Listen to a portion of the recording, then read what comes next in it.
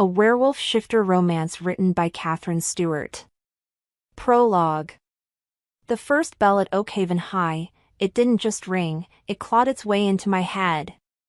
Mondays were always the worst, always, but this one felt like it was chewing on my nerves with extra teeth.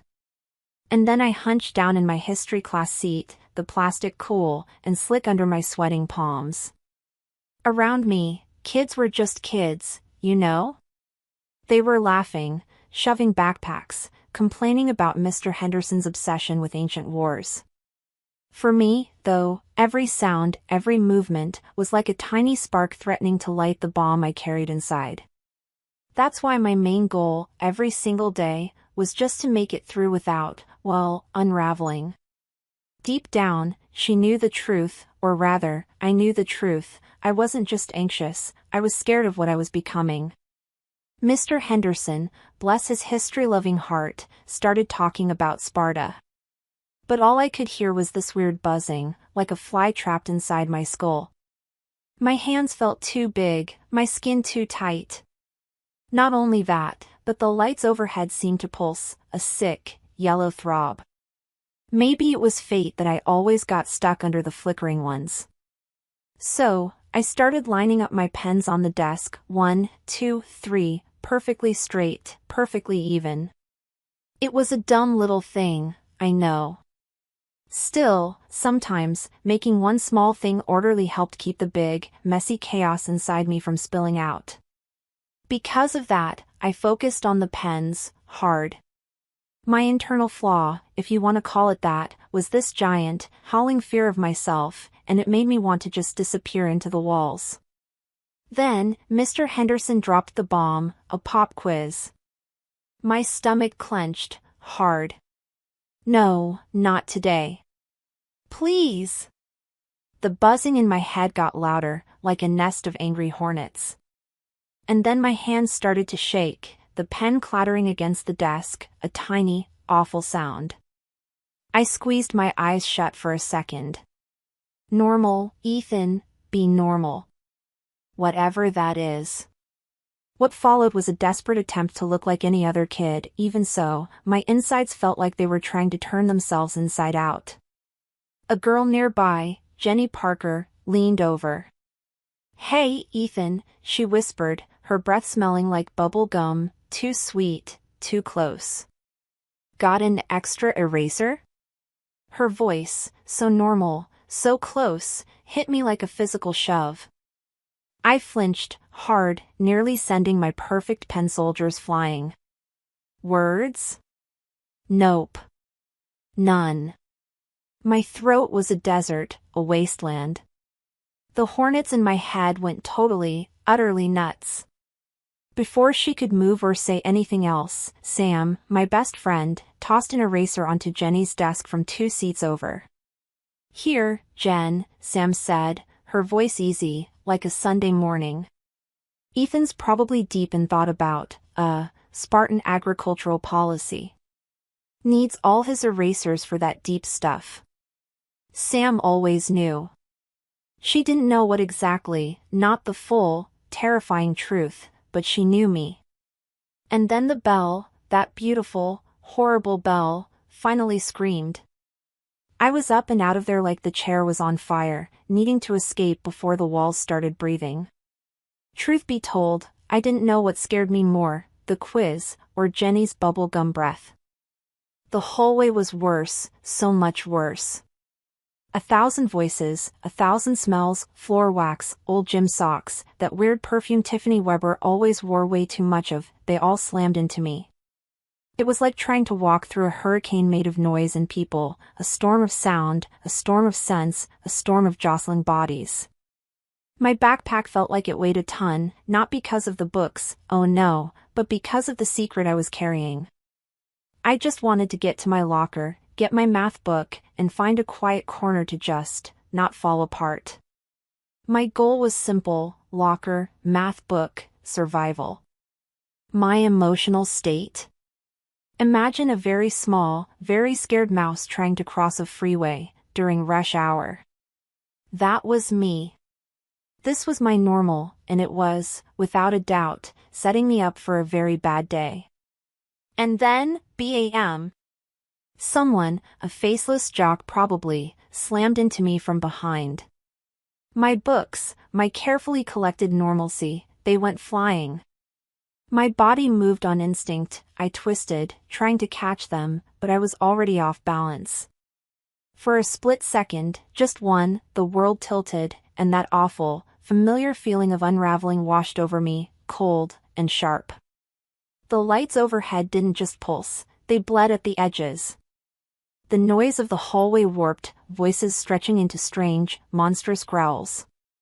No, no, no. My heart skipped, then hammered against my ribs like it wanted out. Panic, cold and sharp, clawed up my throat.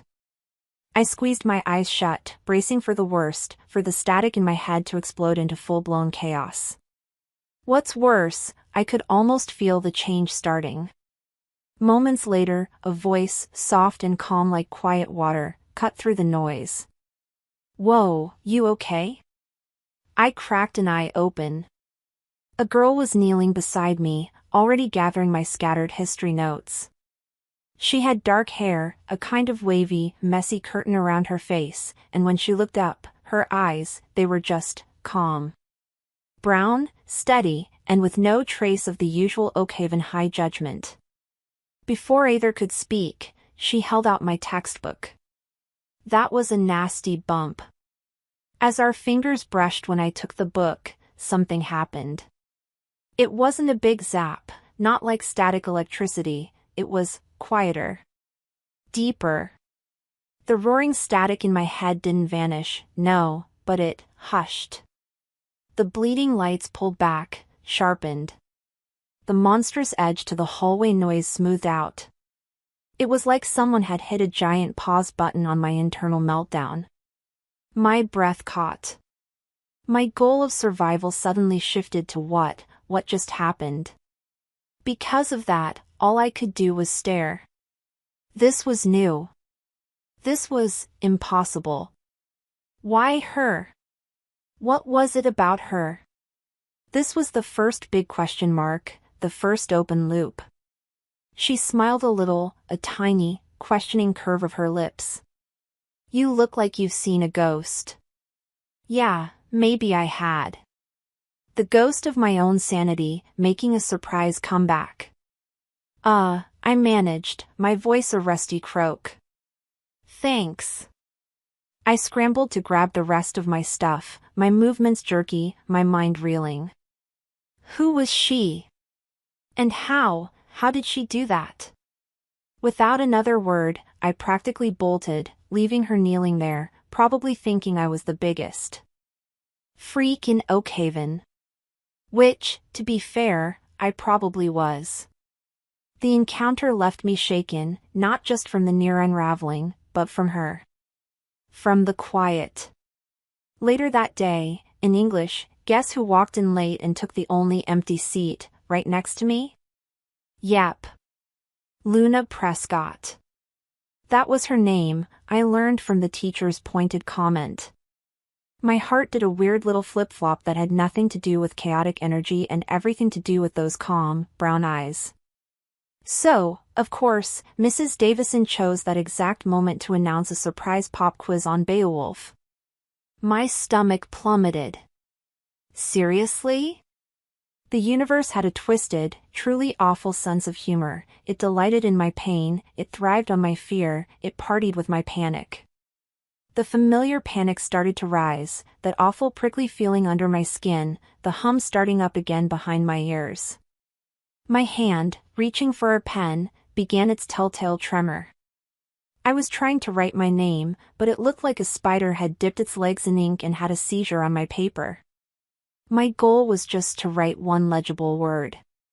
My emotional state was rapidly approaching total system failure. No matter how hard I tried, the letters just wouldn't form right. Luna, beside me, let out a tiny, almost silent sigh, probably at the pop quiz. But the air shifted. Her scent, something I couldn't quite name but was already becoming the sound of quiet in my head, like old books, and maybe a hint of cinnamon, drifted over. And just like that, the tremors in my hand eased. Just for a second, just enough for me to clench my fist and hide it. The hum in my ears softened. It was like her being there, her quiet little sigh, had thrown a temporary shield around me. What's worse, I knew I was starting to depend on that shield, and that scared me more than the quiz. This was the second mystery, the second open loop, not just that she helped, but how, and if there was a price for this strange piece she brought. Maybe it was fate that she sat there. I managed to scribble something that might pass for answers, though Grendel probably had better handwriting. When the bell rang, I was already halfway out of my seat. Ethan. Luna's voice. I froze. She was holding out a neatly written page of notes. You looked like you were struggling a bit, she said, her voice soft, no judgment in it, just kindness. These might help for the actual test. Oh. Thanks. I mumbled, taking them, my fingers clumsy. Up close, her eyes were even calmer, and there was a little smudge of ink on her nose I found weirdly adorable. Deep down, I knew the truth, this girl was a complication I didn't need, but also, maybe, just maybe, a lifeline I desperately wanted. Sam caught me by my locker later. Her arms were crossed, one eyebrow raised. Okay, Romeo, she said, her voice dry. Twice in one day, Luna calm as the eye of a hurricane. Prescott has somehow stopped you from going full-on exorcist in the middle of Oakhaven High. What gives? And did you notice she looked a little, I dunno, washed out after English? Like you accidentally used her as a human battery charger or something? Her words, meant to be funny, sent a cold spike of unease, no, dread, through me. Was I hurting Luna just by being near her when the chaos hit? The thought was a fresh kind of horror, a terrible new weight. That night, I stared at Luna's perfect notes, the neat loops of her handwriting, and a new, terrible question started to form, a question that would haunt every scene from then on. Could being near me, helping me, actually be destroying her? And just like that, everything changed, because the possibility that my anchor might also be my victim was a weight far heavier than any curse, a fear that burrowed deep into my bones and promised a whole new world of nightmares. That night, after Sam's joke about me using Luna as a human battery charger, I couldn't sleep. Her words, even though she was trying to be funny, they stuck in my head like gum on a hot sidewalk, sticky and impossible to ignore. Was I hurting Luna? The thought made my stomach twist into a cold, tight knot. Because of that, the next day at school felt even worse than usual, if that was even possible.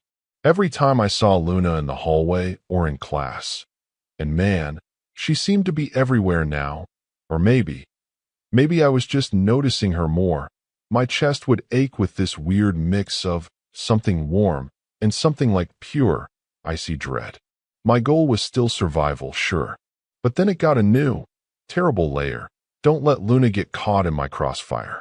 Deep down, I knew the truth. My crossfire wasn't just social awkwardness. It was something way more dangerous.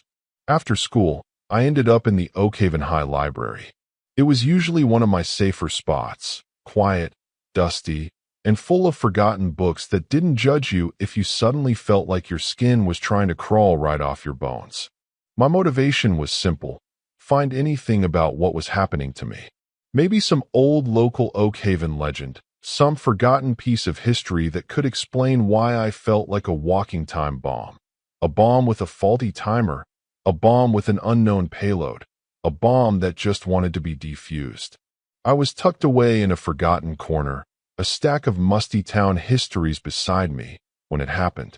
It wasn't just the usual static in my head this time, or the flickering lights. No, this was bigger.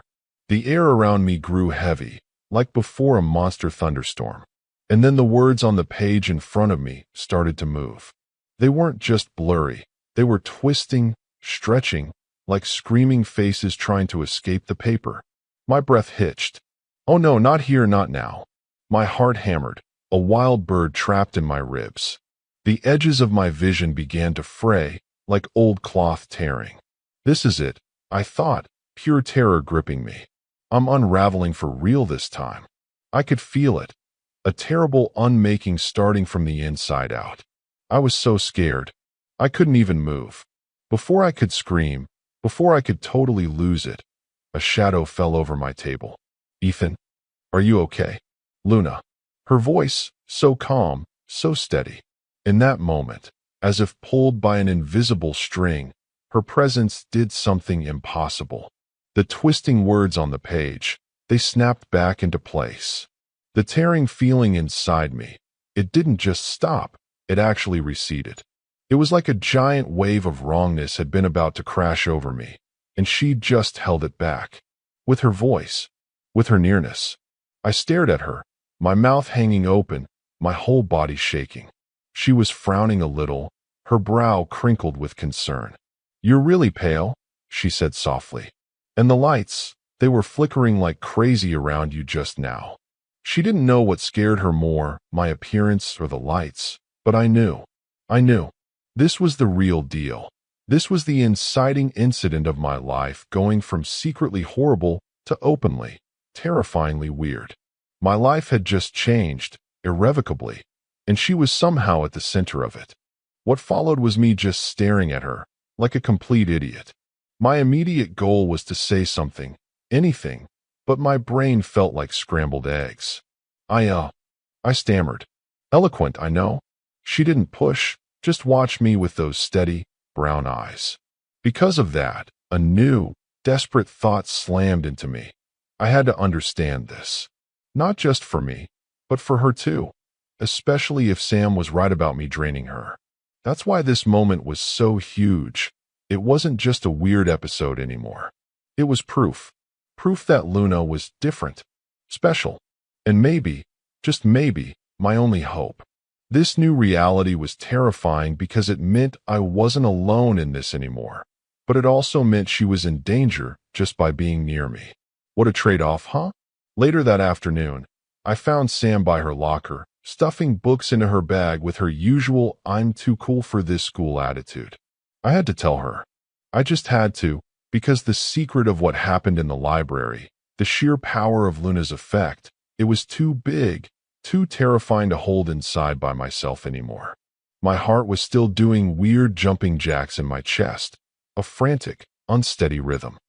Sam, I said, my voice probably still shaky from before. We need to talk. Like now. She took one look at my face, and her usual sarcastic grin, it just faded. Whoa, Thorn, she said, her eyes narrowing a bit. You look like you've seen a ghost that then tried to explain quantum physics to you, backwards. What's up? Her personality was all sharp edges and quick wit, yeah. But she was loyal, fiercely loyal. She was the only one who knew even a little bit about my episodes. So I told her. Everything. About the library. The words twisting like angry snakes. The feeling of unraveling from the inside out. And then Luna. Luna just being there. And everything stopping. Stopping. I explained how it wasn't just a little calming thing anymore. It was like she had some kind of superpower that pushed back the chaos. My chaos. As I talked, Sam's eyes got wider and wider. She didn't interrupt, just listened, which for Sam was saying a lot. When I finally finished, the silence stretched between us, thick and heavy, like the air before a lightning strike. Okay, Sam said at last, letting out a long, slow breath. So, let me get this straight. Luna Prescott, Quiet Art Girl, is basically your own personal cosmic circuit breaker? Your human panic room? Your anti-unraveling spray. Despite the jokes, her voice was serious, deadly serious. And this happened in the library, like full-on Amityville horror light show and everything. I nodded, miserable. My throat felt tight. It was more than ever before, Sam. And she just stopped it. I don't know how. But then, I hesitated, the words catching, sharp and painful. She looked tired. Really tired. Like when you told me after English class. My goal was to make her understand the urgency, the fear, not just for me, but for Luna. This wasn't a game. This wasn't just me being weird. This was something else. Something big. Something that felt like it could swallow us all whole. Sam chewed on her lip, her gaze distant for a moment. Right, she said, her voice quiet now. The human battery charger theory is looking more likely. Which is, super not good. She slammed her locker shut, a sudden, harsh sound in the emptying hallway. Okay, new mission, Wolfman. We figure out what Luna is, why she does the voodoo that she do so well, and how to stop you from A. Exploding into pure cosmic static, and B. Accidentally turning her into a human raisin in the process. Her pragmatism, her ability to just cut through the crap, it was a lifeline. It always was. First step, research. Oakhaven's got to have some weird history, right? Every creepy small town does. Maybe your ancestor who liked to collect dust bunnies and old grievances, as you put it, left some clues. My great-great-uncle Elias Thorne, the family eccentric who'd vanished in Oakhaven generations ago after some experiment gone wrong. That was another open loop, another thread I hadn't dared pull too hard on before. Until now. Because what other choice did I have? Maybe it was fate that Sam mentioned him then. Because of that, my new immediate goal solidified. I had to find out about Elias Thorne, about Oakhaven, about anything that could explain me, and now, explain Luna. I even thought about talking to Luna herself, trying to explain something. But then, that cold wave of fear would hit me. What if I scared her off? What if telling her made it worse? What if she was just being nice, and my desperate, freaked-out brain was imagining things? So I didn't. I chickened out. My internal struggle was a vicious cycle. Need her, fear for her, fear scaring her, repeat.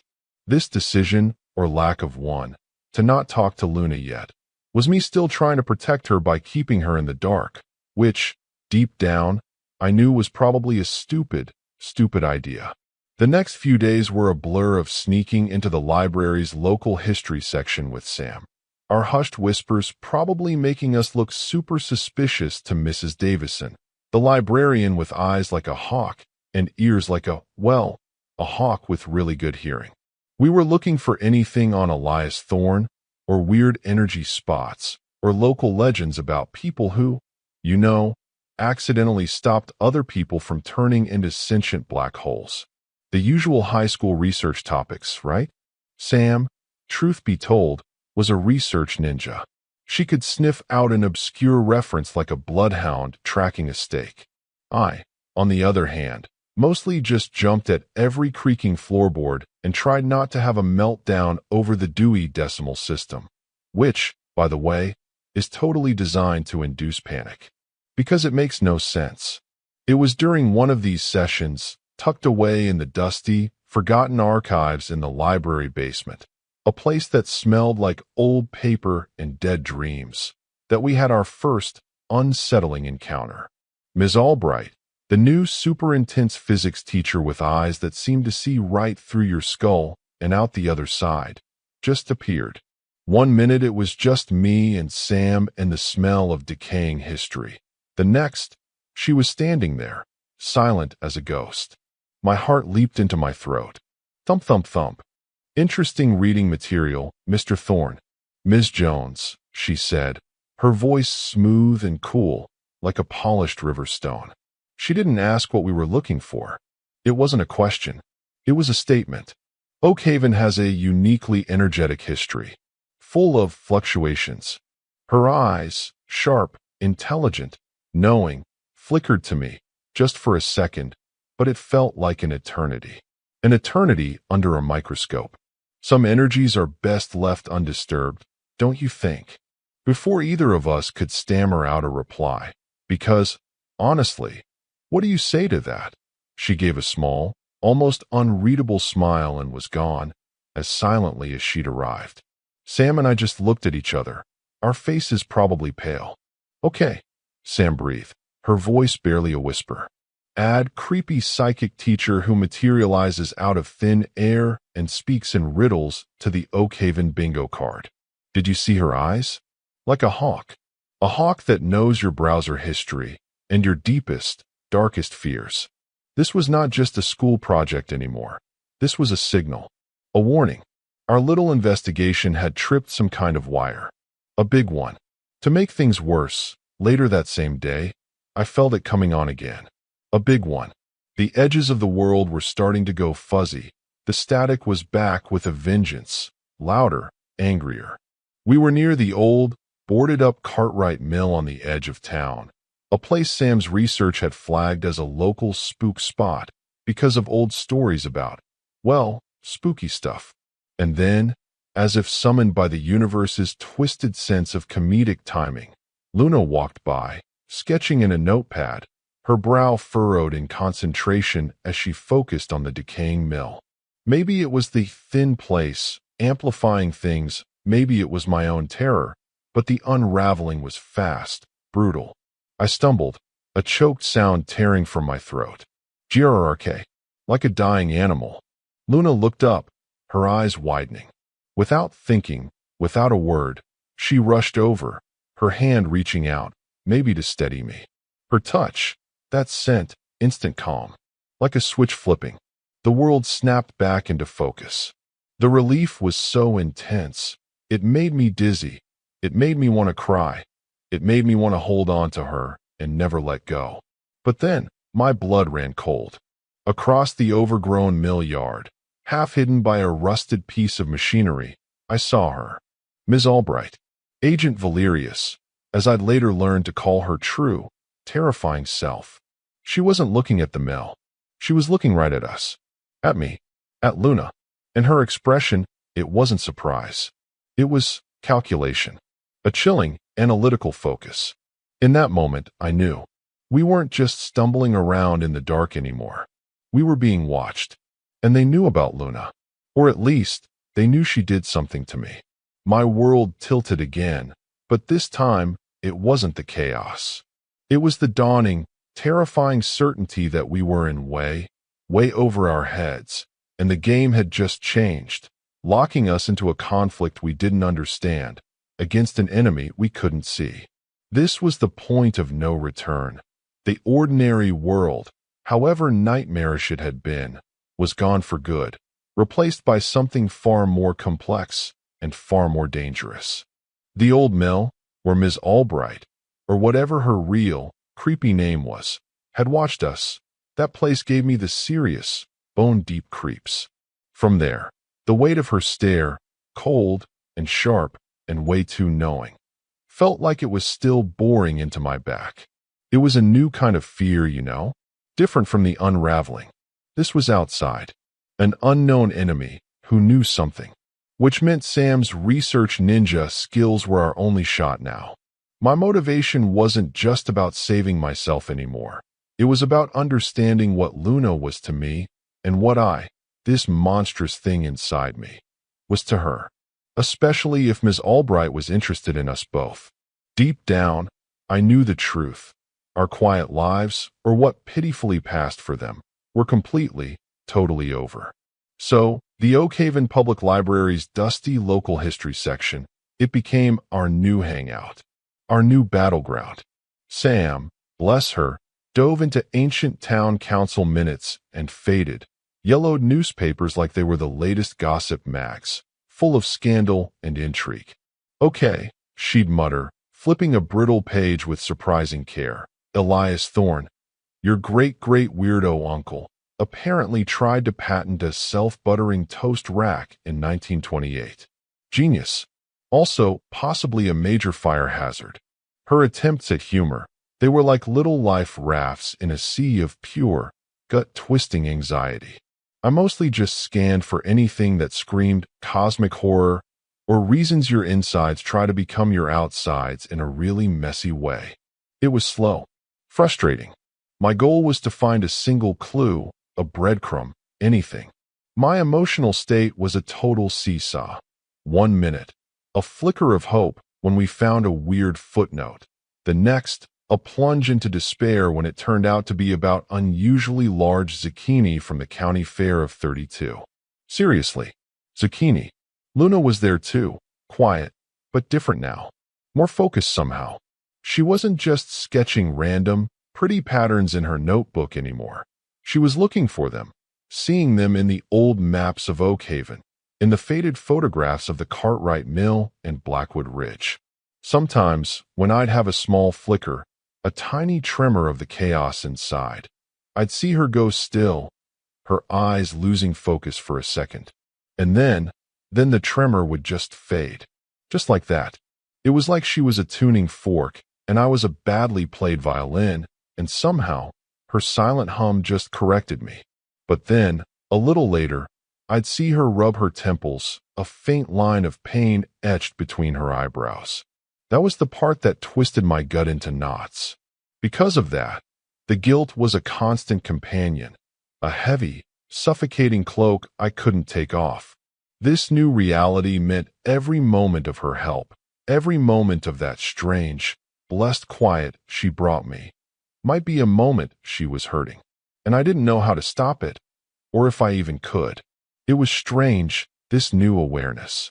Ever since that awful, intense moment in the library with Ethan, and then again by the old mill, something inside me felt tuned differently. My motivation was a confusing mix. I wanted to help Ethan, of course I did, because the sheer, naked terror in his eyes when he got those episodes, it was something I couldn't just ignore. It pulled at me. And then, there was this other pull, this weird sense of connection to the old symbols and patterns we were finding in the Oakhaven archives. It was like my sketchbook had known about them all along, like my fingers remembered shapes they'd never drawn before. My internal state was a swirl of curiosity, a growing, humming unease, and a strange, almost vibrant energy I couldn't quite name. An energy that felt like me, but a new me. Sometimes, when Ethan was near and got that distant, panicked look, his eyes going wide and glassy, I'd feel it too. Not his panic, exactly, but a responding thrum inside me. A need to smooth things out. It wasn't a conscious decision, not really. My body moved on instinct sometimes. I'd take a slow breath, focus on a point beyond him, and imagine. Well, I didn't know what I imagined. Order, maybe? Like untangling a hopelessly knotted string, or coaxing a frightened bird to sing. And then, often, he'd seem a bit better. His shoulders would relax. The hunted look would leave his eyes. But then, what followed for me was this dull, throbbing ache behind my eyes, a weariness that settled deep in my bones, like I'd run a marathon I didn't remember starting. That's why I started keeping a water bottle with me all the time. The headaches were becoming a real, unwelcome thing. Truth be told, I didn't tell Ethan or Sam how bad they sometimes got. I didn't want to worry them, especially Ethan. He had enough on his plate, being whatever he was.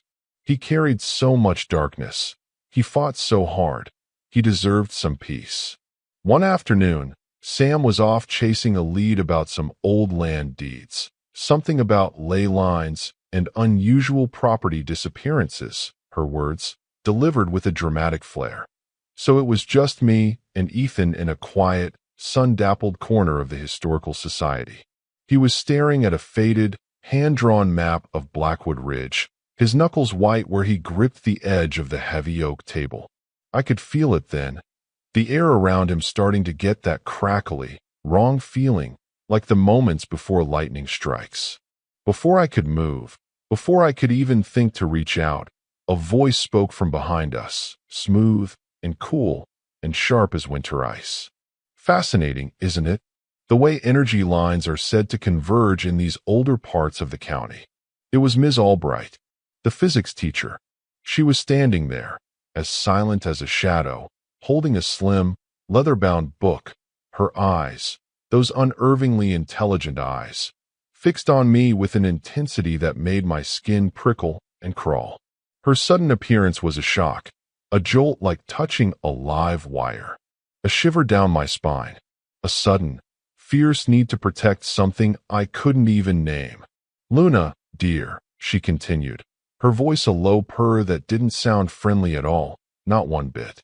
"Your family has roots in Oakhaven, I believe? Generations back?" Her question wasn't casual. Oh no, it felt pointed, loaded. My goal was suddenly to be very, very careful. Some families, she said, her gaze unwavering, have unique sensitivities to such places. A certain intuition. Does that resonate with you at all, child? Her gaze was sharp, unblinking. Deep down, I knew the truth. She wasn't just making polite conversation. She was fishing. And I was the bait. This was the first clear warning, wasn't it? A sign that our quiet research wasn't so quiet after all. And maybe I wasn't just helping Ethan. Maybe I was something else. Ms. Albright's voice, it was like a silken trap, and I saw Luna tense beside me, her usual quiet calm replaced by a sudden, guarded stillness. My own internal chaos, which had been building like a pressure cooker, suddenly spiked. She knows something about Luna. The thought was a raw, protective growl in the back of my mind. My motivation became instantly, fiercely, to get Luna out of there, now. What followed was me scrambling for an excuse, any excuse. We were just, looking at the old hiking trails, Ms. Albright. I managed, my voice sounding like a strangled crow. A very stupid, very obvious crow. For a, local geography project. Smooth, Ethan. Real smooth. My heart was pounding like a drum solo. Without thinking, without a conscious plan, my body moved on instinct. Sam was yelling something, her voice sharp with panic, but I barely heard her. As if pulled by an invisible string, I lurched towards Ethan. No! You don't get him! The thought was fierce, protective, and not entirely my own. It felt like something ancient and strong rising up inside me.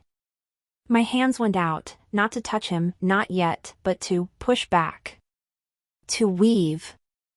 I focused on that thrumming energy inside me, the one that always responded to his chaos, and I pushed it outwards, imagining a net of light, a shield of calm, something, anything, to hold him together. The sensation was overwhelming, absolutely overwhelming. It was like trying to channel a raging river of pure, jagged lightning through my veins. It burned, it tore, it demanded everything. Colors exploded behind my eyelids, not just light, but patterns, intricate and impossibly complex, fighting against a tide of screaming, formless static. I could feel the wrongness from the weather station, a cold, ancient hunger reaching for him, and I was somehow, between it and Ethan. My goal was singular: hold him. My emotional state was a weird, dizzying mix of raw terror and a strange, fierce exhilaration.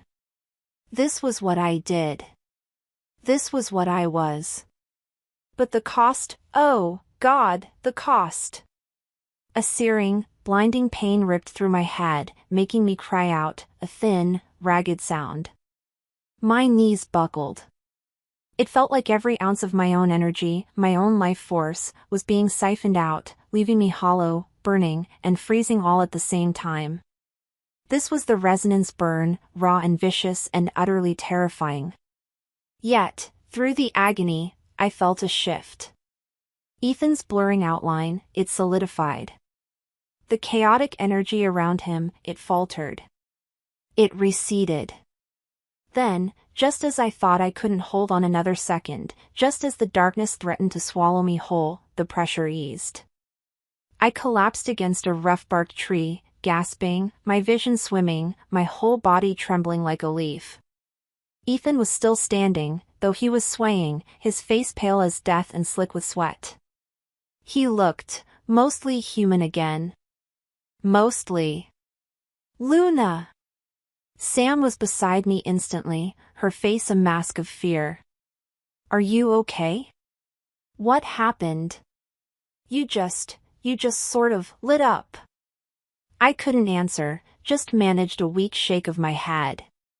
My chest ached, a deep, burning throb that echoed the pain in my skull. But as my vision cleared a little, I saw it. Near the dilapidated, rusting fence line of the weather station, almost hidden in the deepening shadows of the twilight, was a glint of metal, a small, modern-looking sensor, definitely not from Elias Thorne's era.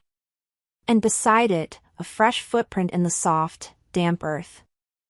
Someone else had been here. Recently. Watching. And suddenly, the cold dread that settled over me had nothing to do with Ethan's terrifying power, and everything to do with who else knew about it. That night, the stakes didn't just get raised, they got shot into the stratosphere, because it was clear we weren't just dealing with a family curse or a haunted place anymore, we were dealing with something much bigger, much more organized, and much more dangerous. That footprint we found near the old weather station, it haunted me. It was a silent shout, wasn't it? A warning that someone else was out there. Someone who knew about the strange, cold energy clinging to Blackwood Ridge.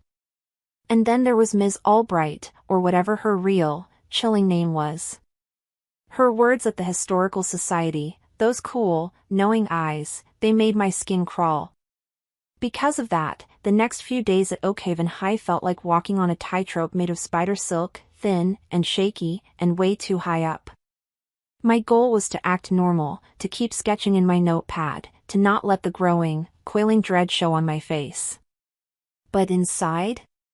Inside, I was a mess of tangled yarn, a bird trapped in a cage. Truth be told, every time I saw Ms. Albright in the hallway, my heart did a weird little jump scare, a frantic flutter. Soon after the weather station incident, she found me alone. I was by my locker, trying to wrestle my ridiculously oversized art portfolio into submission. It had a mind of its own, I swear. "Luna, dear." Her voice, smooth as polished glass, just slid into the noisy Oakhaven hallway, cutting right through the usual after-school chatter. I flinched. Here we go. My emotional state went from mildly frustrated with my stubborn portfolio to DEFCON 1 in about half a second flat. She smiled, but it wasn't a real smile, it was like a pretty, porcelain mask pulled over something cold and sharp. "I've been meaning to have a word with you," Ms. Albright said then, her gaze intense, too intense. "I've noticed you have a rather unique sensitivity. A certain resonance with the more subtle energies around us." Her words, they were like little ice cubes dropping down my spine, one by one. What did she know? How could she possibly know? Oakhaven is a special place, Luna. And some people, like yourself perhaps, are uniquely attuned to its peculiarities. My immediate motivation was to play dumb, to protect whatever strange, terrifying, wonderful thing was happening between me and Ethan, to shield that fragile, almost invisible connection. I don't really know what you mean, Ms. Albright, I said, trying my best to keep my voice steady, but it came out a bit squeaky, like a mouse. My cheeks felt hot, so hot. I just like to draw old buildings. Her smile tightened, just a fraction, but I saw it. Oh, I think you do, Luna. I think you feel it. The disharmony. The potential for chaos. And perhaps, her voice dropped then, becoming almost a conspiratorial whisper, and this is important, the potential to restore order. She stepped a little closer, her perfume, something sharp and vaguely metallic, like cold steel, prickling my nose. Your friend, Ethan Thorne, he seems quite troubled, wouldn't you say? Unbalanced. Some energies, when left unchecked, can be terribly destructive. They can consume. But other energies, Luna, other people, can be a counterbalance. A harmonizing agent. She made it sound like I was some kind of cosmic air freshener. But there was a threat there too, wasn't there? A cold, unspoken threat aimed at Ethan. And maybe an offer? This was a major complication, because it meant she wasn't just suspicious, she knew something. And she wanted something from me. This interaction contributed to my arc by forcing me to confront the idea that my abilities, whatever they were, had a name, and were known to others. The personal stakes? My safety. Ethan's safety, and the terrifying, suffocating unknown of what she was really, truly asking. What followed was me stammering something non-committal, something about a forgotten homework assignment. I grabbed my portfolio and practically ran away, a clumsy, panicked retreat. Her cool, knowing gaze felt like it followed me all the way down the hall.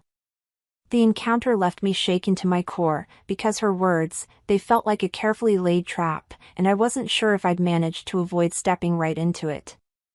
Deep down, I knew the truth. This was just the beginning of her trying to get to me, to use me. And I had to tell Ethan. He needed to know. Immediately. When Luna told me about Ms. Albright, no, scratch that, let's call her Valerius, it felt more accurate for the kind of bone-deep chill she gave me. My blood ran cold. A harmonizing agent? What the hell did that even mean? My immediate goal became a burning, protective rage, a fire in my chest. Valerius was targeting Luna now, trying to get into her head, trying to use her against me, or for whatever twisted, evil plan she had. Because of that, the feeling of being hunted, of being analyzed like some kind of lab rat with a particularly nasty disease, intensified 1,000 times. My internal state was a complete mess of fear for Luna, a sharp, stabbing fear, and a white-hot fury at Valerius, and that ever-present, sickening dread of my own damn curse. It was like a constant, low growl in the back of my skull, a beast pacing its cage. "She's trying to play you, Luna," I said, my voice rougher than I intended, harsher. We were huddled in Sam's cluttered, slightly damp basement later that day, the only place in Oakhaven that felt remotely safe anymore. Sam was pacing, her expression grim, her arms crossed tight. "She knows something's up with us. With me. And with you helping me." The words felt like ash in my mouth, bitter and choking. This was all my fault. If it wasn't for me, for this thing inside me, Luna wouldn't be in this mess. My desire was to shield her, to push her away from the danger that I was, a walking, talking catastrophe. But then the selfish, desperate part of me, the part that needed her quiet presence like air, like life itself, it screamed against it. This was a huge character arc contribution, wasn't it? Forcing me to confront the consequences of our bond on Luna, not just on me. Sam stopped pacing then. "Okay, new rule," she declared, her voice sharp, cutting through my spiraling thoughts.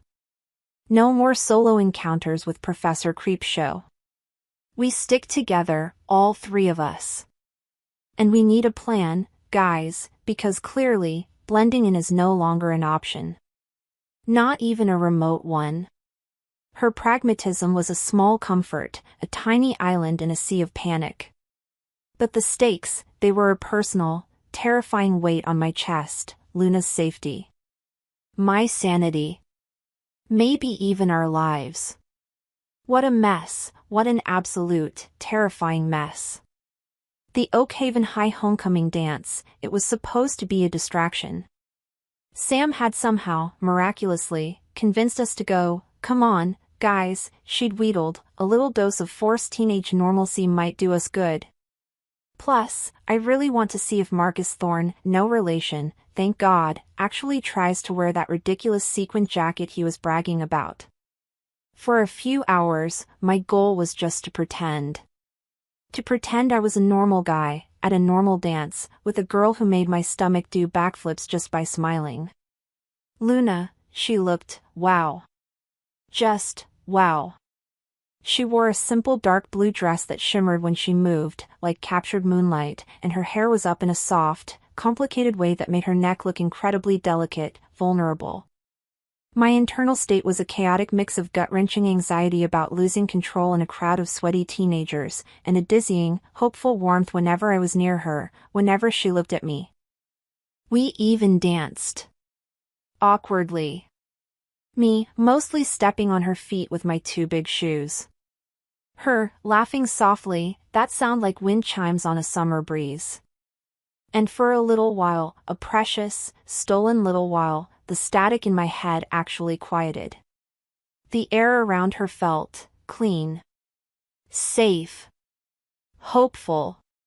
Maybe this could work. Maybe I wasn't a total monster after all. Maybe this feeling, this was the anchor I so desperately needed. But then, of course, it all went to hell. This was the midpoint shift, wasn't it? The moment everything shattered into a million pieces. The gym was hot, too hot. Crowded, too crowded. Throbbing with music that was way too loud, the bass vibrating in my bones like an earthquake. And then the flashing lights started to mess with my head, making those familiar, terrifying patterns bleed at the edges of my vision, reds and blues and greens all swirling into a sickening, chaotic mess. I felt the first tremor of the unraveling, a cold, sick lurch in my gut. No! Not here. Not now. My immediate goal was to get out, to get Luna away from me. Now. Luna, I gasped, my voice tight, strangled. I gotta go. Her smile faltered. Her eyes widened with concern. Ethan? What's wrong? Before I could answer, before I could move, Marcus, because of course it had to be Marcus, shoved past me, deliberately knocking into my shoulder with a sneer. Watch it, Thorn, you freak. And just like that, the fragile dam inside me broke. The static exploded into a roaring, deafening hurricane. The lights shattered into a million razor-sharp shards. The faces around me warped, twisted into leering, monstrous masks. A sound ripped from my throat, a raw, inhuman snarl. I felt my bones shift, my skin stretch, the world dissolving into a red haze of pure, untamed chaos. I was losing it. I was unmaking. I was. The moment Marcus shoved Ethan, the instant his sneering face appeared, I saw it. The change. It wasn't just anger in Ethan's eyes, oh no, it was something wilder, something that wasn't entirely him, something terrifying. The air around him crackled, shimmered. And then he snarled. Not a human sound. Never a human sound. My heart leaped into my throat, a cold fist of terror squeezing it tight, stealing my breath. This was it. This was the big one he was always so afraid of, the one he'd whispered about in hushed, broken tones. He stumbled back, his body contorting in ways that weren't natural, his hands clenching into something that looked terrifyingly like claws. Around us, people started to scream, high, thin sounds of panic. They started to back away, their faces a blur of horror and confusion. The music died with a hideous, drawn-out screech of feedback. But I couldn't move. My immediate goal was to help him, to reach him even though every instinct I possessed screamed at me to run, to get away. He's in there, I thought, a desperate, silent plea forming in my mind. Ethan, hold on. Please, hold on. Without thinking, my body moved on instinct, it had to. As if pulled by an invisible string, I pushed through the terrified, scattering crowd, towards the epicenter of the chaos that was rapidly consuming Ethan. The energy coming off him was terrifying, a raw, destructive force that felt like it wanted to tear the very world apart at the seams. But beneath it, faint and flickering like a dying candle, I could still sense him. His pain. His fear. His desperate, silent scream. Ethan! I cried out, my voice barely a whisper against the growing storm of his transformation, against the rising tide of his unmaking. My pattern weaver ability, that strange, humming energy inside me that always responded to him, surged. It wasn't by my will this time, not really, it was by a desperate, primal need to save him. I reached out, not physically, but with that inner sense, that part of me that understood the wiggles and waves of the world. I tried to throw a net of calm, of order, over the raging, terrifying chaos that was him. It was like trying to hold back a tsunami with my bare hands, impossible, insane. The power I channeled was immense, terrifying, and strangely, terribly, exhilarating. And then, a searing pain, white-hot, blinding, ripped through my head. Through my chest. Through every single nerve in my body. It was the resonance burn, 1,000 times worse than ever before. My vision tunneled to a pinpoint of agonizing light. My knees buckled beneath me. I could feel my own energy, my own life force, being ripped away, consumed by the inferno of his unmaking. But I held on. I had to. For Ethan. Because if I didn't, he'd be lost. Completely. Utterly.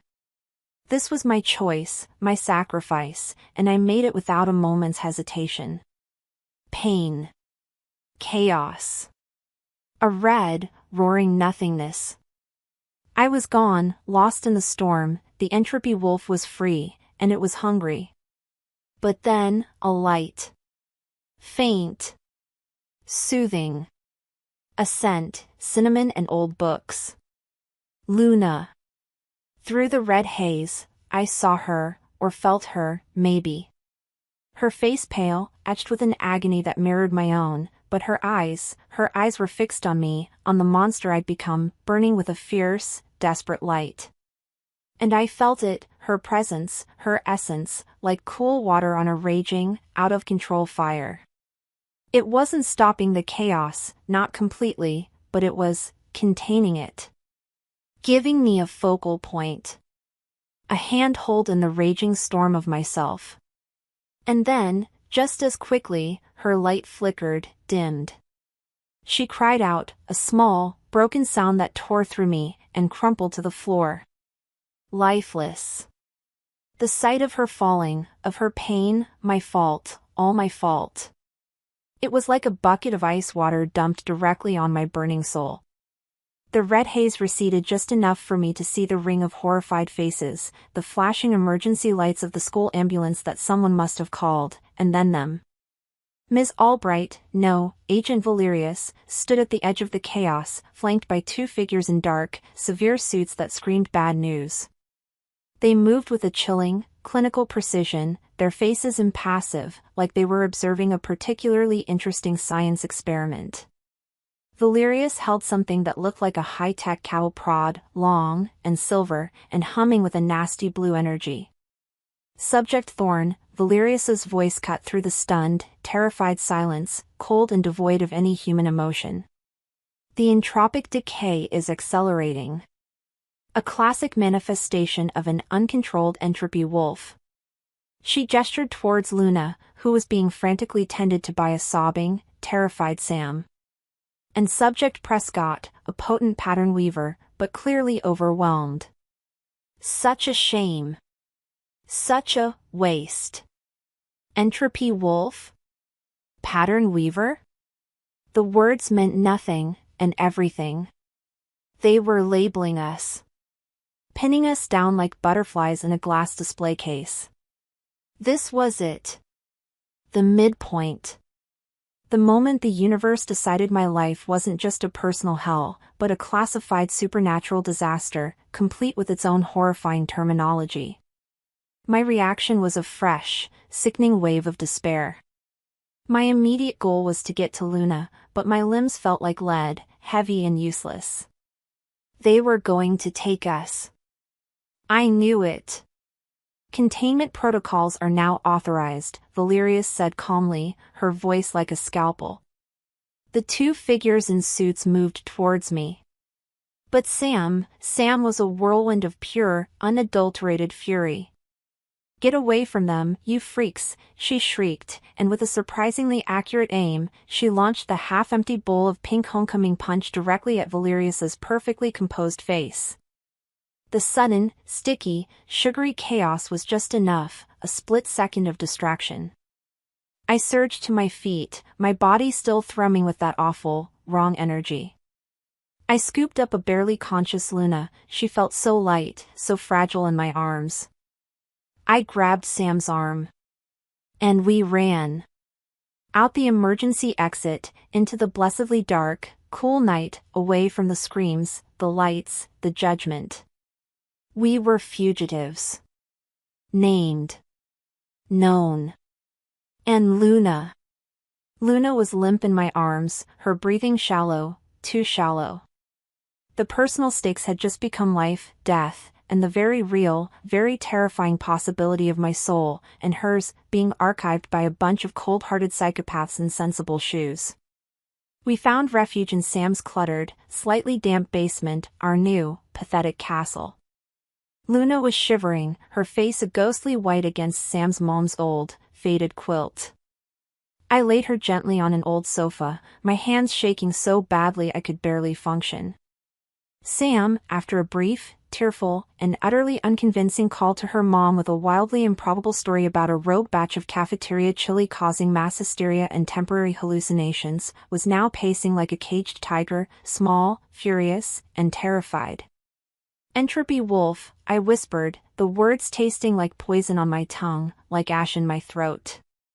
"Pattern weaver. What does it all mean?"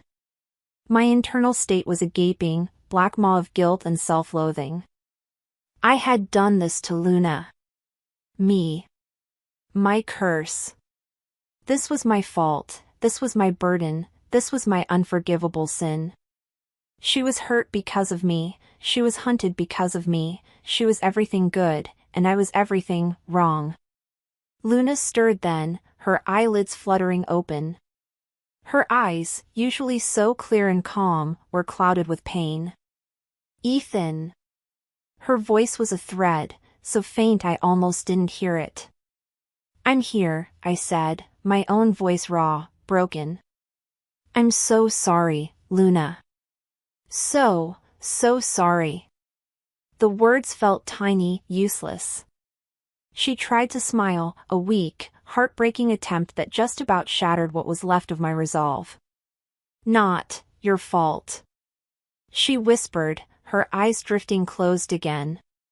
"But it was my fault. It always would be. Because the truth, the bitter, unvarnished, soul-crushing truth that settled in my soul like a shard of jagged ice, was that I was a monster. And the alchemists of order, they were just the monster hunters. Which meant our new reality was a desperate flight into the unknown, a frantic search for answers we didn't have, against an enemy that knew exactly what we were, and exactly how to break us. Sam's basement, it felt like a tomb. My fault.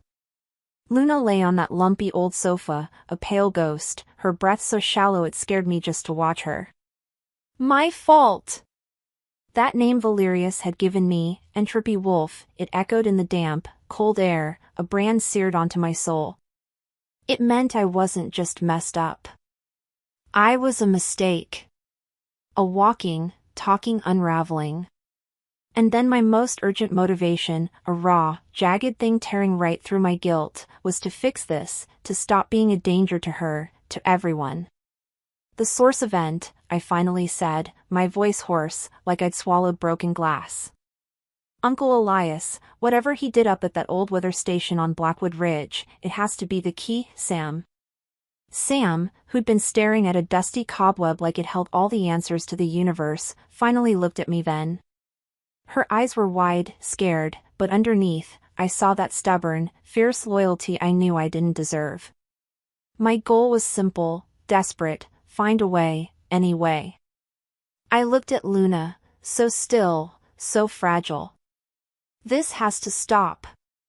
Deep down, I knew the truth. If facing the source meant I unraveled completely but she got to walk away safe and sound, well, that was a price I had to be willing to pay. That's why I had to go back there. "We have to go back to Blackwood Ridge," I stated, my voice gaining a tiny, pathetic sliver of resolve I didn't really feel. "We have to understand what happened. Maybe we can stop it." It sounded insane, even to my own ears. Still, what other choice did we have? With every shaky heartbeat, I felt the chaos inside me stir, hungry and impatient, and so ready to break free. The personal stakes couldn't be higher. It was Luna's life, my sanity, everything. Pain. That was the first thing I really knew. A deep, aching, throbbing burn right behind my eyes, in my chest, like my very bones were made of smoldering, dying embers. I felt like I was drifting in a dark, silent sea of it for what felt like forever. And then, I heard Ethan's voice, raw with a pain that seemed to echo my own, to call out to it. He was saying something about Blackwood Ridge, the source event. My motivation, even through the thick, clinging fog of agony and exhaustion, was Ethan. His fear, his self-loathing, it was like a jagged cry in the quiet, charged space that always seemed to exist just between us. Valerius had called me a pattern weaver. The words felt strange, alien, yet, a part of me, a deep, quiet part, hummed in recognition. It was like remembering a song I'd somehow forgotten I knew how to sing, a melody of light, a melody of order, a melody of peace. I remembered the chaos at the dance, that terrifying, overwhelming feeling of reaching out with something inside me, of pushing back against that terrible, unmaking energy that poured from Ethan. And I remembered the cost, oh, I remembered the cost. Despite that, a new, fragile thought began to form, like a tiny green shoot pushing its way up through blackened, barren earth. If I could do that, if I could actually touch that chaos and shape it, even just a little, then maybe I wasn't just a victim of whatever was happening around us. My goal, hazy at first, then sharpening with a surprising, fierce clarity, was to understand what that meant, for me, and for Ethan. My emotional state was a wreck, I was scared, I was weak, but then a tiny spark of something like purpose began to glow in the oppressive darkness. Ethan, I whispered, my voice papery thin, barely there at all. His head snapped towards me, his eyes wide and haunted, so full of a pain I wanted to soothe away. If going to the source, if it helps you, then I'm in. Because, truth be told, what scared me more than the pain, more than anything else in this crazy, messed up world, was the thought of him facing that overwhelming darkness all alone. Something inside me shifted then, his fight was my fight now, no matter what. Luna's whisper, her soft, tired I'm in, it hit me harder than any physical blow. She looked like a porcelain doll, so fragile, so broken because of me, yet her eyes held a quiet strength, a steady fire that shamed my own spiraling despair. My heart ached with a terrible, conflicting mix of fierce gratitude and crushing, overwhelming guilt. Because of her courage, my own flimsy resolve began to harden into something real, something almost solid. No, I started, the word catching like a fishbone in my throat. Luna, you can't, it's too, but then Sam cut me off, her voice surprisingly gentle for someone who usually communicated in welling sarcastic barbs. Actually, genius, she said, her gaze shifting from me to Luna, then back again. If she is what that Valerius which said she is, a pattern weaver, then maybe she's the only one who can actually help you at the source. Maybe you two are. I don't know, like two halves of a really, seriously messed up whole? Her words, as usual, were blunt as a hammer, but they rang with a weird, uncomfortable kind of truth. What followed was a hurried, whispered planning session, the three of us huddled together in the dim, flickering light of Sam's dusty basement. We needed supplies, food, water, a serious first aid kit. Sam insisted on that, her eyes dark with a worry she tried to hide, and any of my great-great-uncle Elias's remaining notes that Sam had managed to strategically acquire from the Historical Society before Ms. Albright, no, Valerius, had practically put the entire place on lockdown. Our immediate goal became crystal clear then: get to Blackwood Ridge, get to that abandoned, creepy weather station, and do it without Valerius and her silent, black-clad goons finding us first. Which meant we had to move fast, and we had to move smart. The thought of Luna using her powers again, of that terrible, draining burn consuming her from the inside out, it was a constant, sickening throb in my gut. But what other choice did we really have? The alchemists wouldn't stop hunting us. And neither would the entropy wolf clawing its way through my insides. We had to try. This was my arc contribution, moving from utter despair to taking a desperate, terrifyingly proactive step, all because Luna, in her quiet, unbelievable strength, was willing to stand right there with me. It was a terrifying commitment, a leap into an even darker, more dangerous unknown. The personal stakes were impossibly high. It was her life, my soul, everything we were, and everything we could ever hope to be. More importantly, it felt like our only chance. Getting out of Oakhaven, man, it felt like trying to sneak past a sleeping dragon with really, really good hearing and a bad temper. Every shadow seemed to twist and writhe, holding some new, unseen threat. Every passing car on a distant, rain-slicked street made my heart hammer against my ribs like a trapped bird trying to escape its cage. Sam, bless her street smarts and her surprising knowledge of Oakhaven's forgotten back alleys, managed to navigate us through a maze of forgotten shortcuts, her rusty pickup truck groaning in protest with every pothole. Eventually, she got us to the dark, tangled, dripping edge of the woods that clawed their way up the steep slopes towards Blackwood Ridge. Okay, she panted, her breath misting in the cool, pre-dawn air as she handed me a heavy, overstuffed backpack. This is as far as my trusty, and severely underappreciated, steed and my own extremely frayed nerves can take you guys. Weather Station is about a 2-hour hike uphill from here, probably more, given, you know.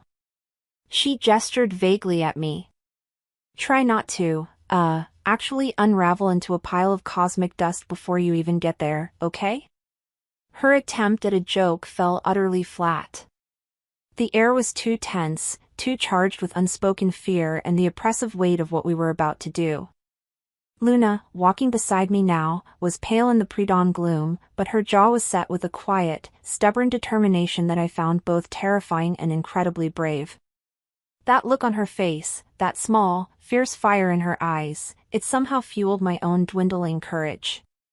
My immediate motivation was to get her to that station safely, to protect her from whatever horrors awaited us there.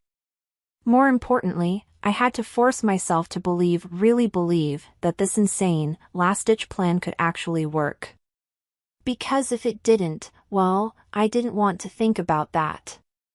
We'd only been hiking for maybe an hour, the forest path dark and treacherous, ancient tree roots like grasping claws hidden underfoot, when the whole world just went sideways. Without warning, a net, a shimmering, almost invisible thing that seemed to materialize out of the very air itself, dropped from the dense, dripping canopy above. It tangled us, pulling us off our feet with brutal, shocking efficiency. My backpack hit the damp earth with a sickening thud. Before I could even think to react, before I could even process the sheer, disorienting shock of it all, dark figures in tactical gear seemed to melt out of the trees surrounding us, silent, swift, and terrifying. Alchemists!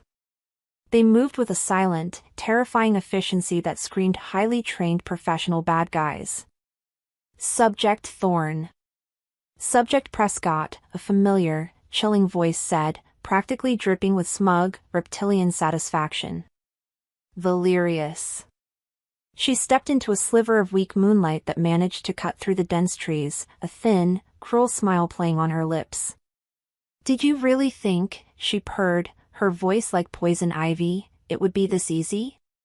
My emotional state was a white-hot flash of pure, adrenaline-fueled rage and stark, primal terror. My goal was to get us free, now. My internal flaw, that deep-seated fear of losing control, warred violently with the desperate, overwhelming need to protect Luna. The stakes were immediate: capture. Dissection. Whatever unspeakable horrors they had planned for an entropy wolf and a pattern weaver. A growl, low and vicious, ripped from my chest then. A real one this time. A sound of the entropy wolf stirring, angry, cornered, and absolutely ready to fight. I thrashed against the net, feeling that wild, chaotic energy surge through me, hot and blessedly familiar in its fury. But then, Luna, beside me, her eyes squeezed shut, her hands pressed hard against her temples, let out a small, sharp gasp of pain. And then a pulse of something, an invisible wave of pure, concentrated order rippled out from her. The shimmering net flickered violently, once, twice, then parts of it just dissolved into nothingness. Not burned. Not cut. Just unmade. Like it had never even been there to begin with.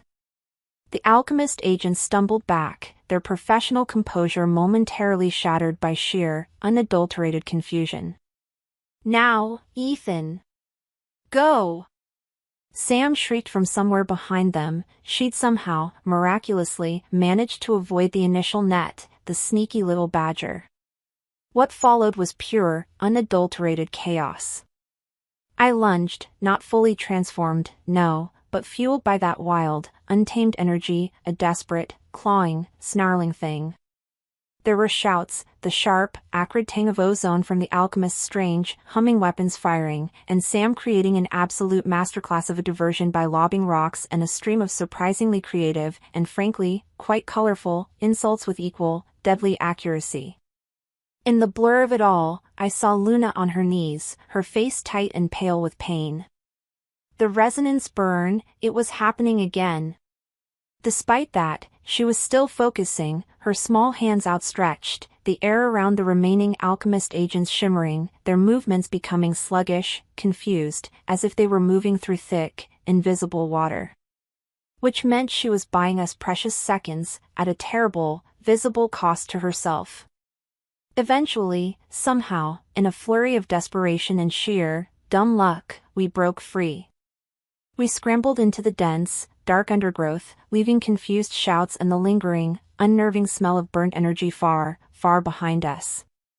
We didn't stop running until our lungs burned like fire and the sounds of pursuit finally faded into the indifferent, rustling sounds of the night forest.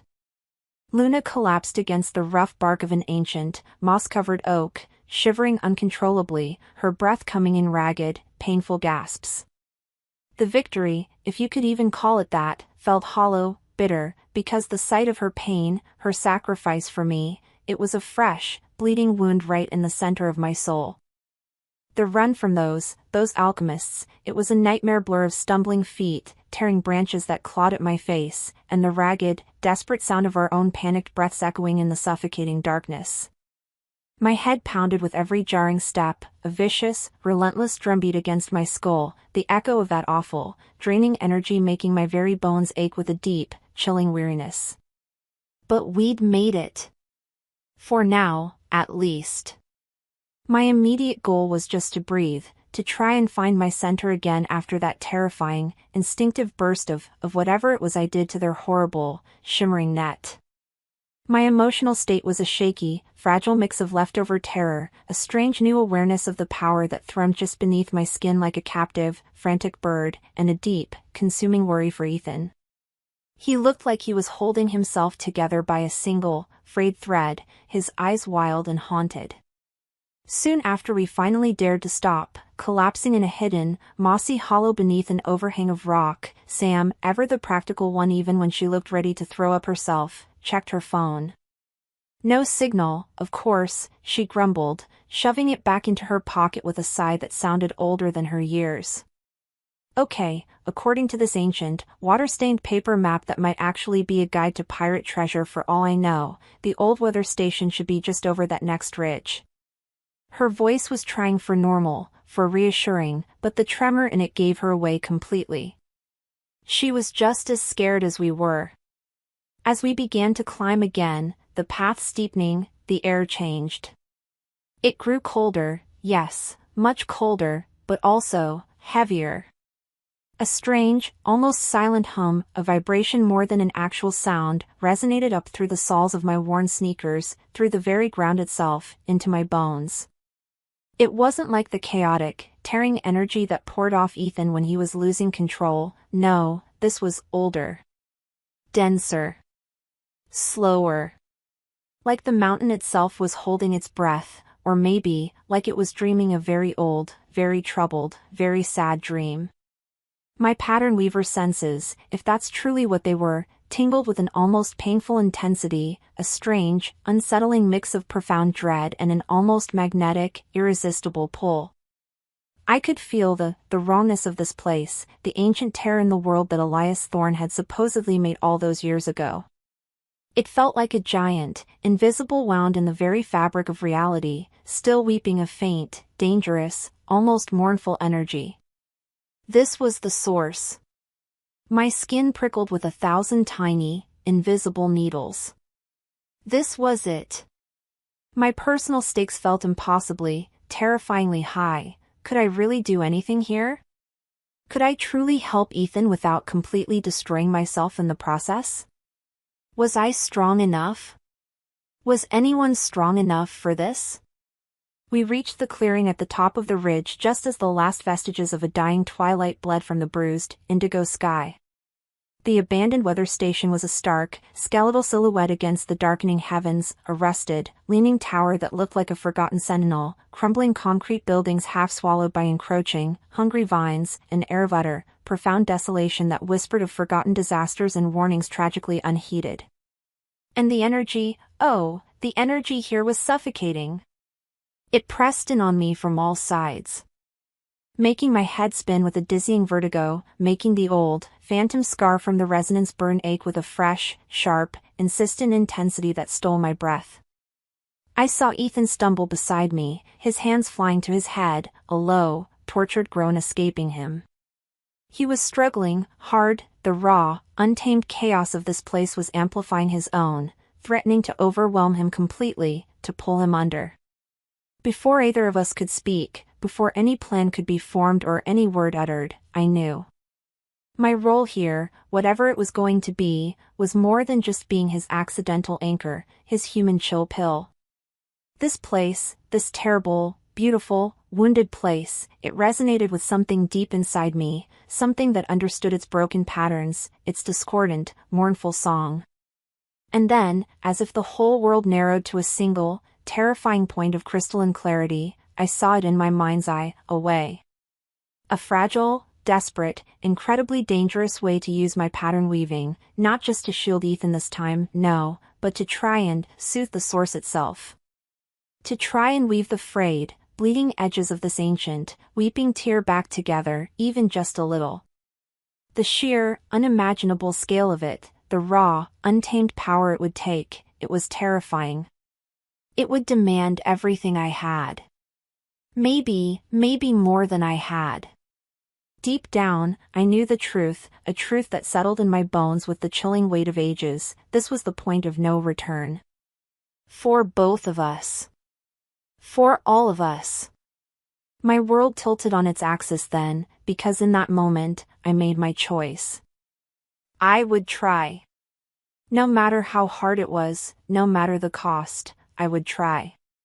As if my very soul answered a call I hadn't even known was there, I looked at Ethan, his face a mask of raw pain and stark fear in the gathering gloom, and my voice, when I finally found it, trembled but was somehow firm. Ethan. I think I know what I have to do now.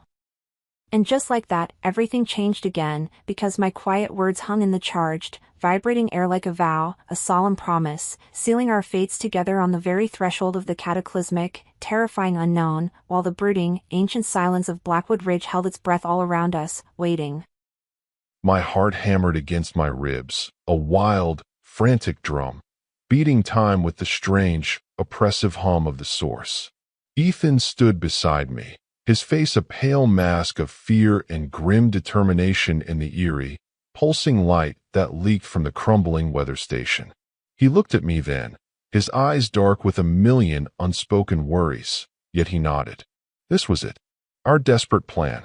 My motivation was a tangled mess of love for him, a fierce, protective love that ached deep in my chest, and a terrifying awareness of what this place, this wound in the world, could do to him, to us. Ready? He whispered, his voice rough, so rough. I just nodded, because words felt too small, too fragile for the enormous, terrifying thing we were about to attempt. My goal was clear: use my pattern weaver ability, try to soothe the chaotic energies here, give Ethan a chance.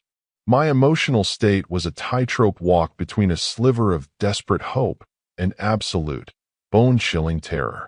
And then, just as I closed my eyes, reaching inward for that thrumming core of order I now recognized as my own, that quiet strength, that gentle hum, that felt like me, a voice, cold and sharp as a shard of ice, shattered the fragile stillness.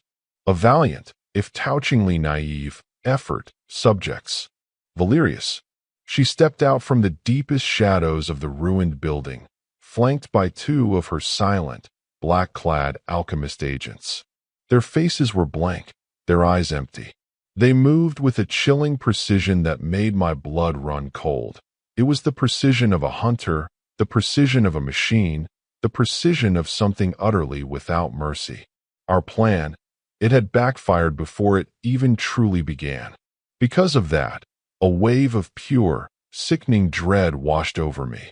This was the alchemist's gambit, their real trap. Did you truly believe we wouldn't anticipate this little pilgrimage? Valerius continued, a thin, cruel smile playing on her lips. The source requires a far more disciplined hand than yours, pattern weaver. And the entropy wolf needs correction. Her words, they were a death sentence whispered on the cold night air. The personal stakes, already impossibly high, just shot into some terrifying new stratosphere I couldn't even comprehend. What followed was chaos, pure, engineered chaos. Strange devices, humming with a dangerous blue light, were suddenly in the agent's hands. Before I could even scream Ethan's name, they activated them. Instead of us trying to calm the source, they were agitating it. A focused beam of that terrible blue energy lancing out from their machines towards the very heart of the weather station. The ground beneath our feet bucked violently. The air crackled with raw, uncontrolled power, a wild, angry thing unleashed. This was Act 6, Scene 6.1, the antagonist delivering a major, devastating blow. And just like that, our desperate hope turned to ash. The source screamed. Not a sound I could hear with my ears, no, but a psychic shockwave of pure, agonizing chaos that slammed into me, into Ethan, into everything around us. My immediate goal was to shield Ethan, to somehow use my pattern weaver ability to push back against that tidal wave of wrongness, but it was like trying to hold up a collapsing mountain with my bare hands. Impossible. Ethan roared beside me, a sound that was no longer human at all.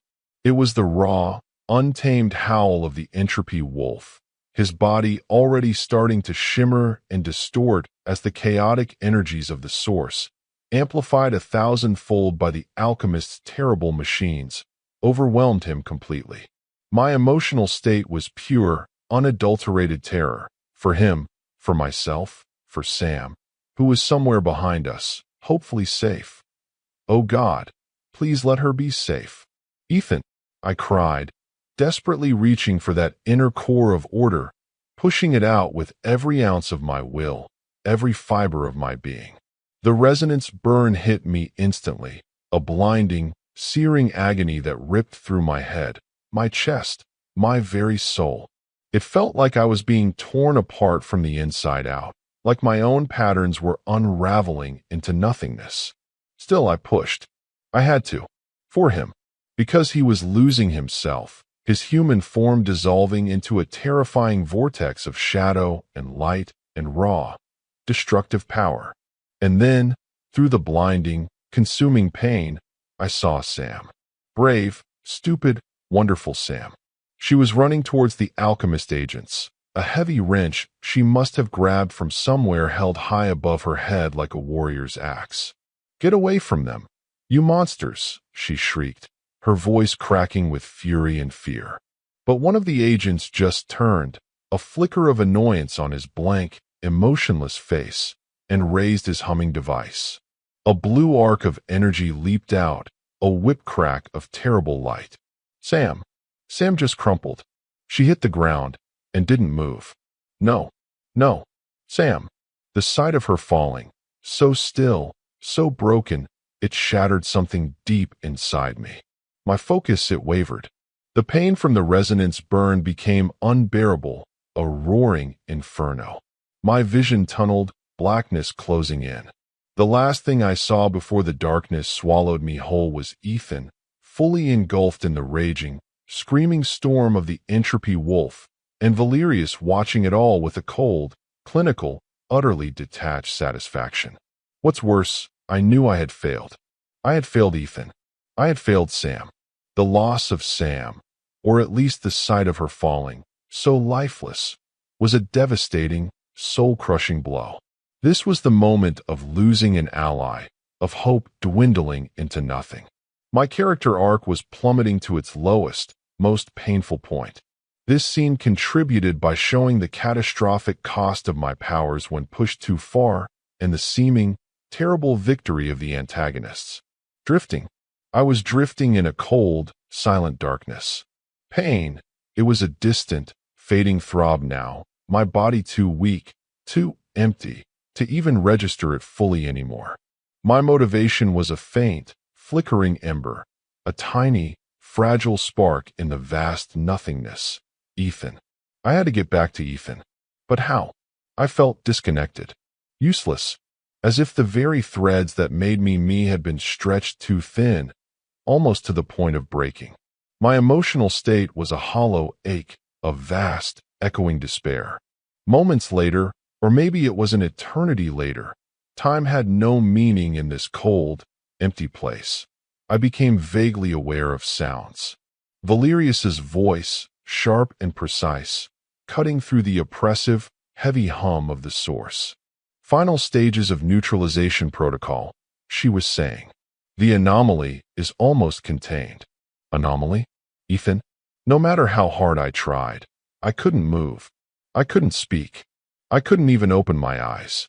It was like being trapped inside my own unresponsive body, a helpless, silent spectator to a slow-motion, unfolding nightmare. This was because my strength was gone, completely drained by the fight, by the burn. And then, I felt him. Not with my eyes or ears, no, but with that deeper sense, that pattern weaver part of me that was still, somehow, faintly connected to him across the suffocating darkness. I felt his despair, his agony, his utter, soul-crushing defeat. The entropy wolf was raging. Yes, a storm of pure chaos, but beneath it, Ethan's human spirit, it was flickering out. He was giving up. I could feel him surrendering to the chaos, to the unmaking, because he believed he was a monster, a destroyer, that his very existence was a poison to everyone he loved. He was facing his deepest fear, his internal flaw, that he was inherently, irredeemably destructive, and it was consuming him, swallowing him whole. Deep down, I knew the truth. This was the all-is-lost moment. The goal of saving him, of finding a balance, of just surviving, it seemed utterly, laughably impossible now. Valerius would win. The chaos would win. And Ethan would be gone forever. The thought was a fresh wave of agony, colder and sharper than any resonance burn had ever been. This was the crucible, wasn't it? Not just for him, but for whatever fragile, foolish hope we dared to have. The silence that followed that realization in my own mind was the bleakest, most desolate sound I'd ever known. The world had narrowed to this single, horrifying point of absolute failure, and the crushing weight of it threatened to extinguish my own faint, flickering spark. In that moment, as the echo of Valerius's clinical, triumphant pronouncements faded into the oppressive, heavy hum of the victorious source, all that was left was the cold, and the dark, and the terrible, aching certainty that we had lost. Everything. Darkness. Cold. A horrible, empty buzzing where my soul used to be. That was all I knew. Valerius's voice, a distant, clinical drone, talked about neutralization protocols. It sounded final. And a sick part of me, the part that was just so utterly tired of fighting, of hurting Luna, of being this entropic, walking mistake, almost welcomed it. Luna. God, Luna. I could feel her faint presence, a flickering candle about to be snuffed out. All because of me. Sam. I didn't even know what happened to Sam after that blue energy hit her. It was my fault. All of it. My motivation then. I didn't have one. Just a vast, echoing emptiness, a black hole where my hope used to live. The entropy wolf was winning, not with a roar, no, but with my own crushing, suffocating despair. Maybe it was fate for me to just unravel and disappear. But then, something pricked through the numbness, a tiny pulse. So faint, I almost missed it. It wasn't mine. It was order. It was Luna. Even unconscious, even hurt so badly, a whisper of her pattern weaver energy, like the ghost of her scent, cinnamon, and old books, reached for me across the chasm of my despair.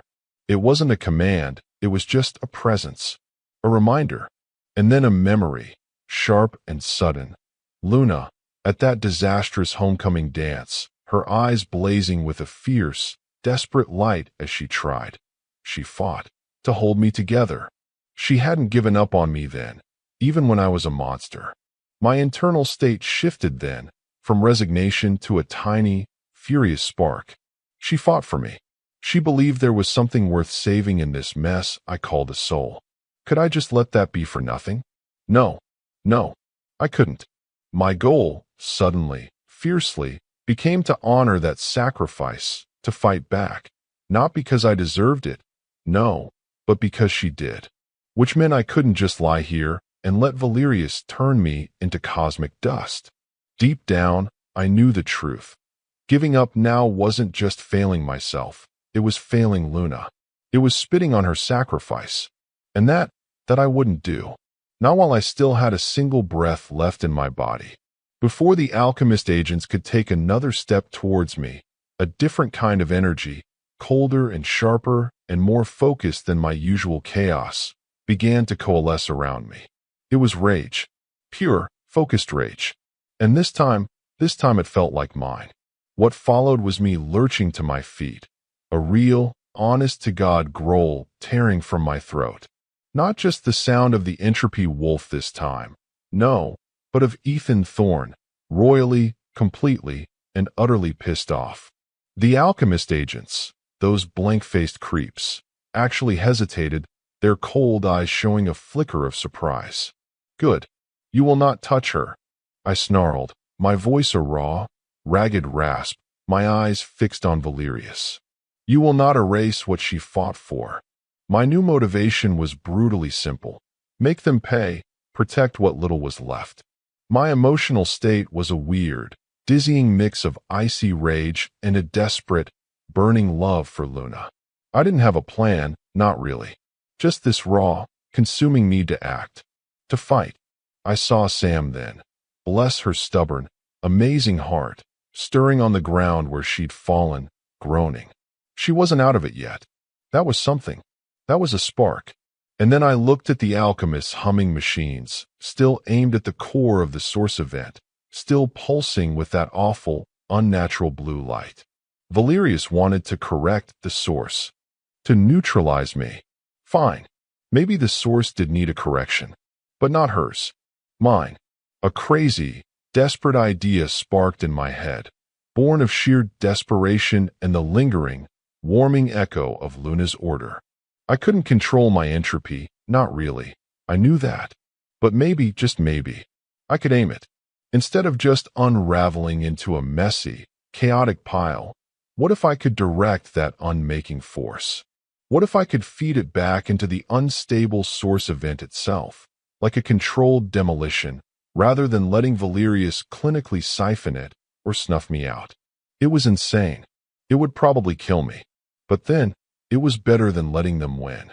It was better than letting Luna's sacrifice be for nothing. So, with that thought, I focused all my terror, all my rage, all my desperate, broken love for Luna into a single, burning point. My character arc was taking a sharp, dangerous, and probably irreversible turn, from hunted victim to a chaotic, unpredictable weapon. Because of that, the energy inside me began to surge, not just as wild, mindless chaos, but as something directed. The personal stakes were still oblivion, yeah, but now, it felt like oblivion on my own terms. The decision was made. No going back. In that moment, Sam, propped up on an elbow, her face pale but her eyes blazing with a familiar fire, saw what I was about to do. I saw the fear in her eyes, a raw, naked fear, but also a flicker of fierce understanding. "Ethan, no," she yelled, her voice hoarse, desperate. But her voice was lost in the rising, crackling hum of my own gathering power. My immediate goal was to unleash everything I was, everything the entropy wolf was, but to aim it like a spear, like a directed inferno, right at the heart of their machines, right at the core of the source itself. I took a step, then another, the very ground vibrating beneath my feet with the force of what I was about to do. The air crackled around me, charged and dangerous, smelling of ozone and something else, something wild and untamed. My body moved on instinct then, fueled by a primal surge of protective fury and a love that was stronger, so much stronger, than any fear. The alchemist agents raised their weapons, their movements suddenly urgent. Valerius shouted something, a sharp, angry command, her voice tight with sudden alarm. Too late. I let it go. All of it. Not just the chaos, but my will behind it. My soul behind it. A torrent of raw, unmaking energy, shot through with my desperate, human intent, erupted from me. I wasn't just an entropy wolf anymore. No, I was a storm, a directed apocalypse, and I was aiming right for them, for everything. With every ragged heartbeat, the power grew, a terrifying, exhilarating, and utterly consuming force. This was it, the final push. And whatever happened next, whether I saved anyone or just unmade myself in the process, I knew one thing for damn sure. I wouldn't go down without a goddamn fight. The world narrowed to Valerius's shocked, furious face, the screaming hum of the source, and the feel of Luna's faint, precious life force still calling to me, even now, a tiny, fragile thread in the heart of the storm. Darkness. Pain. And then a roar. Not just any roar, no. Ethan's. But it was more than that, so much more. It was the sound of the storm he carried inside him finally breaking free, a terrifying, world-shattering torrent of raw, untamed energy. My eyes fluttered open, my vision swimming, blurry. The air in the clearing around the abandoned weather station was thick, electric, tasting of ozone and something else, something ancient and wild. My motivation, even through the haze of the resonance burn that still throbbed deep in my bones, was singular: Ethan. He was a whirlwind of shadow and crackling, chaotic light, a figure of terrible, awe-inspiring power, aiming all that destructive force not at us, no, but at the humming, blue-glowing machines of the alchemists. And then, at the very heart of the source itself. My goal was to help him, somehow. My emotional state was a fragile thread of returning consciousness, shot through with terror, and a fierce, desperate surge of love. I had to do something. I had to. As if pulled by an invisible string, my body tried to respond, tried to move. I was so weak, so incredibly weak, like a newborn kitten. But then I felt it, that inner hum, the pattern weaver part of me, flickering back to life, a tiny, stubborn spark in the overwhelming, oppressive darkness. Valerius was screaming orders, her voice shrill with fury and disbelief as Ethan's chaotic onslaught tore right through her perfectly ordered plans. The alchemist agents were scrambling, their blue energy weapons firing wildly, ineffectually, against the storm that was Ethan. In that moment, I knew what I had to do. It wasn't about stopping Ethan's chaos this time. No. It was about guiding it. Just a little. Focusing all my remaining strength, every last drop, I reached out with my mind, not to his core, no, but to the chaotic energy itself, trying to weave a path, a conduit, for his desperate, sacrificial gambit. My chest ached with the effort, it burned. Because it was like trying to gently steer a hurricane with a butterfly net. Still, I pushed. I focused. For him. The air thickened, time stood still, and then, a blinding, silent flash of pure, unadulterated energy erupted from the source. It swallowed Ethan, the alchemists, everything, and then, just as suddenly, an impossible, echoing silence fell. The world tilted, and I knew nothing more. This was the climax, the central conflict resolved, not with a neat fix, no, but with a terrifying, universe-altering bang. What followed was a slow, painful return to awareness. The first thing I sensed was the smell of damp earth, pine needles, and Ethan. His scent, uniquely his, a wild, musky comfort that somehow, even now, felt like home. My eyelids felt like lead weights, heavy and uncooperative, but I forced them open. I was lying on the forest floor, a little way from the weather station, a safe distance, maybe. And Ethan.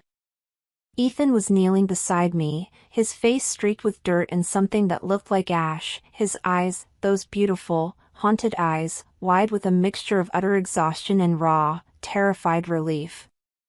He was no longer the raging entropy wolf, just Ethan. My Ethan. My immediate goal was simply to know he was okay, that we were okay. You did it. I whispered, my voice a dry, cracked, barely audible thing. He just shook his head, his hand reaching out, hesitantly, to gently brush a stray strand of hair from my forehead. His touch, it was so hesitant, so incredibly gentle.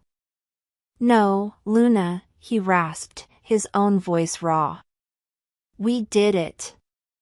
And then I saw Sam, limping towards us, her face bruised but her eyes blazing with a fierce, triumphant, almost manic light. Valerius and her goon squad? Sam said, her voice hoarse but strong. Gone. Vanished. Like they were never even here. And the thing at the station? It's quiet. The immediate consequences were almost too much to take in. The alchemists were gone, for now. The source was different. Quieter. But the cost, the cost was written all over Ethan's haunted face, and I could feel it thrumming like a raw, open wound deep inside me, the resonance burn, a permanent, unwelcome echo of the storm we just somehow, miraculously, weathered. My emotional state was a confusing, overwhelming jumble of relief and pain and a profound, bone-deep weariness. In fact, just staying awake felt like a battle I was about to lose. But Ethan was here. Sam was here. And for now, that was enough. That had to be enough. Come morning, or maybe it was weeks later, it was hard to tell, time itself felt syrupy and strange after the battle at the source. Eventually, things began to settle into a new kind of normal. A fragile, watchful normal. Oakhaven High still had its pop quizzes and its questionable cafeteria food, but for me, for Ethan, for Sam, the world was forever changed. The source event site on Blackwood Ridge was different now. The oppressive, chaotic energy that had choked the air, it was gone. Instead, there was a strange, deep quiet, and almost peaceful hum. It still felt like a thin place, yes, but not a wounded one anymore. More like a scar that had finally begun to heal itself. Ethan's episodes, his unravelings, they didn't stop completely. No. The entropy wolf was still a part of him, a shadow and perhaps, strangely, a strength. But they were different. Less violently chaotic, more contained, somehow. And my pattern weaver ability, it felt different too. Stronger, maybe, but also more connected to him. The resonance burn was a constant, faint thrum beneath my skin now, a permanent reminder of our shared fight, our shared survival, our shared future. My motivation now was to learn, to understand this new, precarious balance we'd found. My goal was to live. To help Ethan live. Sam, of course, appointed herself our official supernatural shenanigans manager, which mostly meant she made sure we ate actual food and didn't accidentally unravel reality on a random Tuesday. Her humor, dry and sarcastic as ever, was a comfort, a small, bright spark in the lingering shadows. One afternoon, Ethan and I stood at the edge of the Blackwood Ridge clearing, just looking at the changed, quieted weather station. The sun was setting, painting the sky in hues of soft rose and deep, peaceful violet. He took my hand then, his fingers lacing through mine, warm and solid and real. "It's not over, is it?" he asked quietly, his voice still holding a trace of that old, familiar ache, that old fear. "Valerius, the alchemists, they'll be back, won't they?" I squeezed his hand. "No," I said, my own voice surprisingly steady, surprisingly sure. "It's not over. But we're not alone anymore either." And as the first stars began to prick the darkening, hopeful sky, a fragile, tenacious hope began to bloom in my chest.